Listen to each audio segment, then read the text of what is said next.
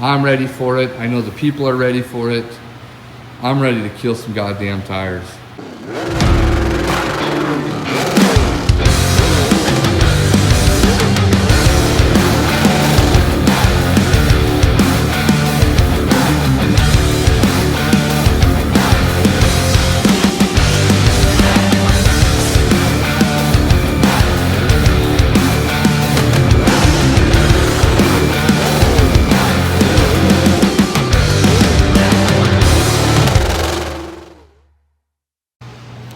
All right, y'all, you know the drill. Another night, time for some more progress on the old NASROD. The other night, I didn't get as far as I wanted to because I got my butt kicked by a couple of these little front bars.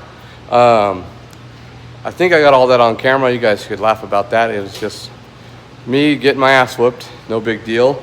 But I got all this stuff. I took the time to fight it so later I wouldn't regret it. And now I'm happy with how everything is, so I can continue onward. So talking about it doesn't get it done. Let's get to work.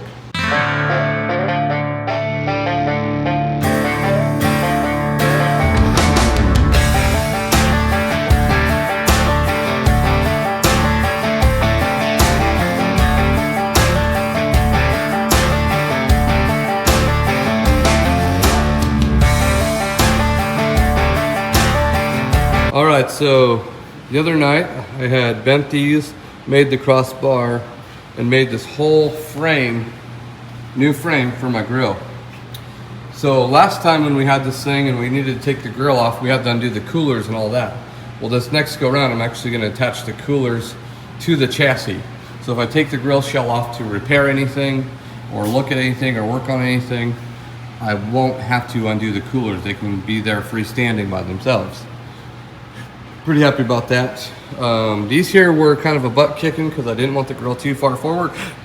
So I had to take and drill some holes in here for these alignment pins on this factory K-member. I got that all where I wanted to, got it all square. And then I just made this first cross tube, which is pretty cool. It just literally goes from point A to point B. And what this does is this gives this my first point of contact on the car because it is the lowest part of the car. Other than maybe the tranny bell housing there, I think we're about the same if my measurements are right. So if it clears this, it'll clear the rest of the car and I'm good to go.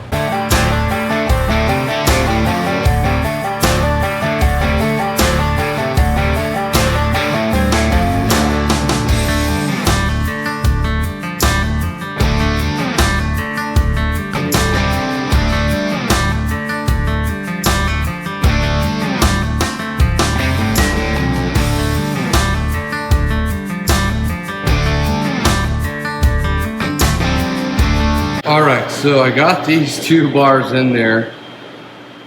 Kyle and I changed the design after one was kind of already bent, but they worked out perfect. I was kicking them outward, down and into here, but we decided to come over and down, and I don't regret my decision at all. The reason we changed it was I want to put a hood on this thing, and I don't think that would have made the hood look very good because it's going to crown the crown. These, if they're going down, they're front sport bars, so we got a reason.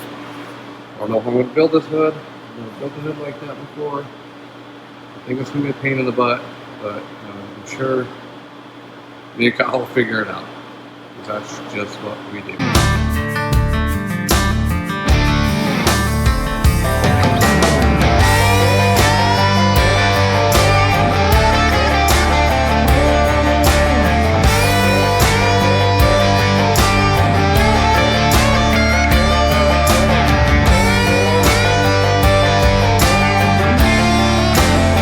All right, everybody, another night of progress here on the old NASROD. That's right.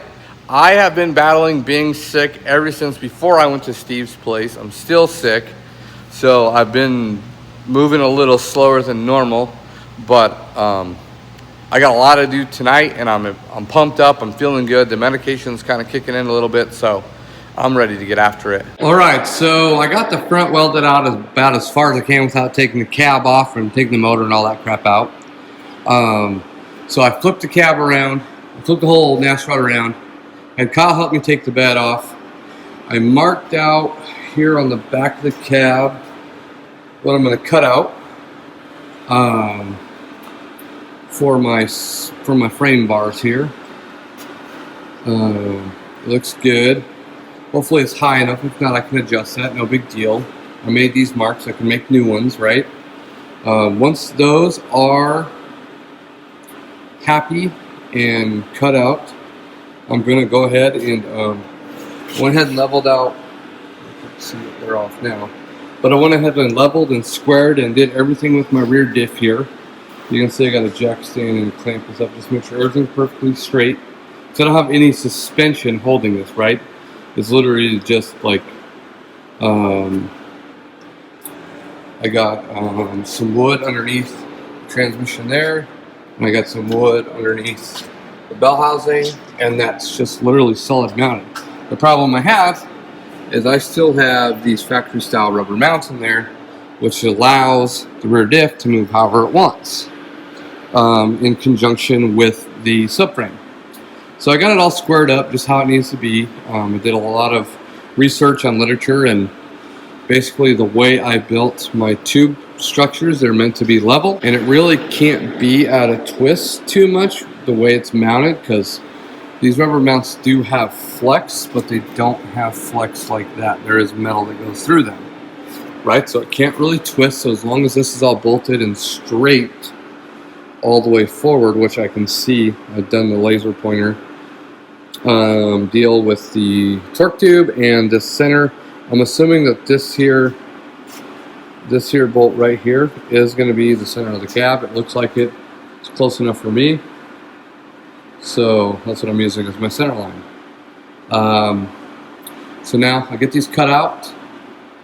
I'm going to take a couple tubes, one from here, probably just straight forward, one here, drop it down kind of like I did reverse of the front.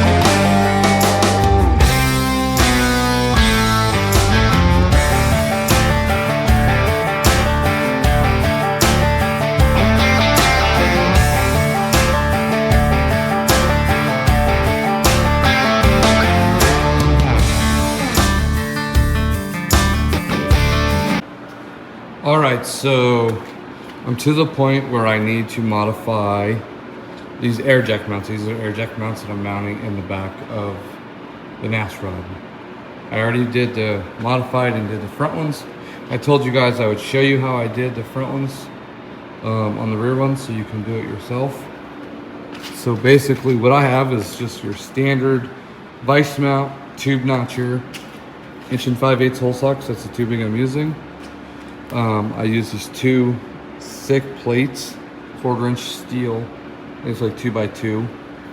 They fit perfect in there, and I just literally just use that to clamp it down. And then I just set this, and I might adjust it a little bit, but I just set this here where the bottom. Let's see if I can fit it here. Oh, that ain't work. Anyways, the bottom here is going to be right at the top edge of this here. So I can weld that whole top edge across the tubing, and then it'll be notched, and it'll be, I can weld fully around both sides of it and make it really strong. Obviously we're not trying to lift this thing in motion. It's going to be parked, lift up, straight up, right? So there shouldn't be a whole lot of load on these once we get lifted up here. These are pretty beefy brackets. And like in the front, I was actually able to weld the top ones to this other bar. I can even put a little more in there. But I think with 3 sides of it being welded, if I need a gusset, I can put one in there, but I don't think I'm gonna need one. So I'm gonna crank this thing down, I'm gonna drill it, and I'll show you guys how it goes. And then basically I just take and put it on the belt sander and clean it up when I'm done.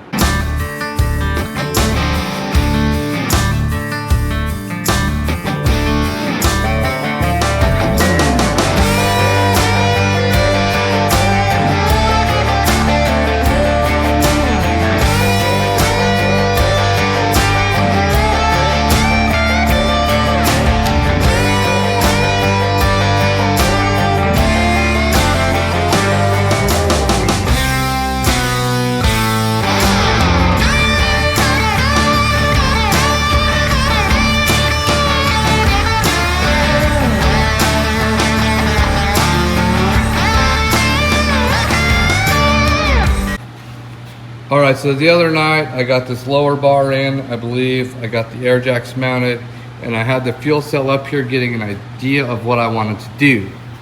So I had to wait for Summit to deliver some parts. But what I did is I got these 3/8 thread weld-on bungs. I got one in each corner, on all 4 corners here, on the outside edges of the tank, as you can see. And then what I have is I have these tabs.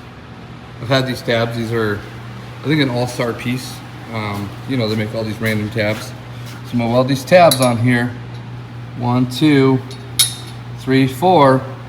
And then I got some really cool stuff I'm gonna do with these here turnbuckle jimmies and some bolts and some tubing, 1-inch tubing. So you're just gonna have to stay tuned and watch and see what I do there. But I'm really excited about it. I think it's gonna work great, and I gotta get this thing done, so here we go.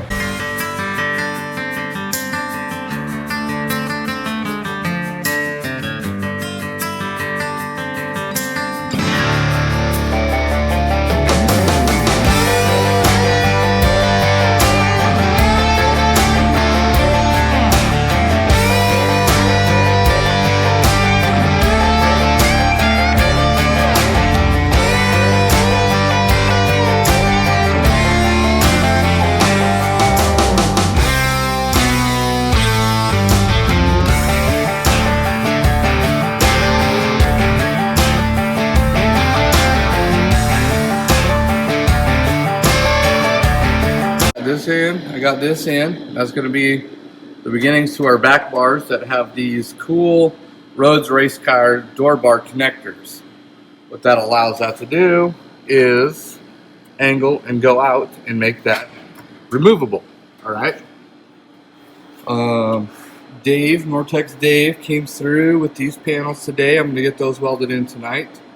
I made this really cool fuel cell mount last night. I got these test fit. I'm going to tack them in. These are going to be our mid-bar quick releases. These use a little bit different style. Still from Rhodes race cars. I'll show you what those look like. They're pretty cool if I haven't already showed you guys. I got this basically strut tire brace in here. I'm going to get all welded in. That is also removable, just to make it easy to get the trans axle out if we need to. It's also going to serve the purpose of our radiator mount. I had ordered a radiator from Summit. Well, then I was digging through my stuff while moving, and I found this gem. It appears to be a slightly used Griffin dual pass LS style radiator. I think I remember the car. It came in a Camaro.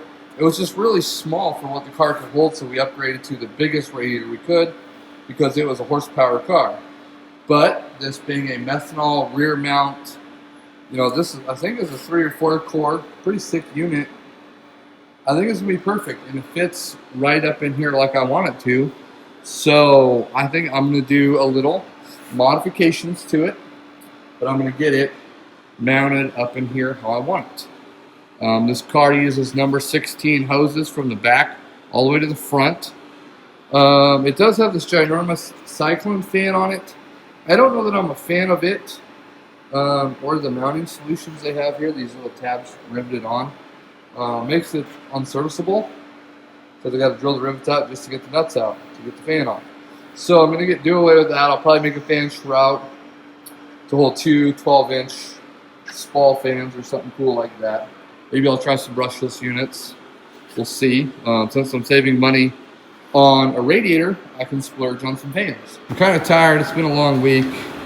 Been a very strange stress week for me, so I don't know if that's gonna make me want to work on this more or make me want to go home and take a nap.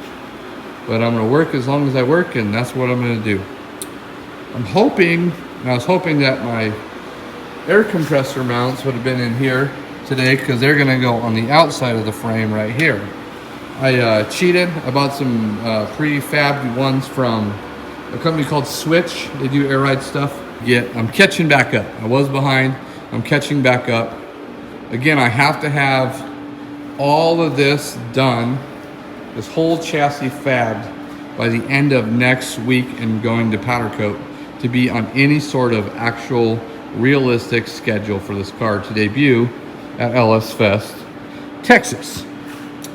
We're going to be missing LS Fest West in Vegas this next weekend because obviously none of my junk is together, right? But that's okay. I'm getting a late start this year, but we're moving. We're investing in ourselves and our shop. We're investing in this car. I got a bunch of money dumped into the Burn Bird, trying to get it up to par for the burnout stuff. We're saving money to go to all these new shows. We're doing a bunch of cool stuff coming up later this year. All right, everybody, that's it from me and the NASROD here at Jesse's Performance this week. Thanks for watching. Thanks for staying tuned. Don't forget to like, subscribe, ring the bell. Check out our merch store, jessestore.com. We got merch sales, and obviously we're adding new parts for sale all the time with our great partners. Again, thanks for staying tuned. Till the next time, see you then.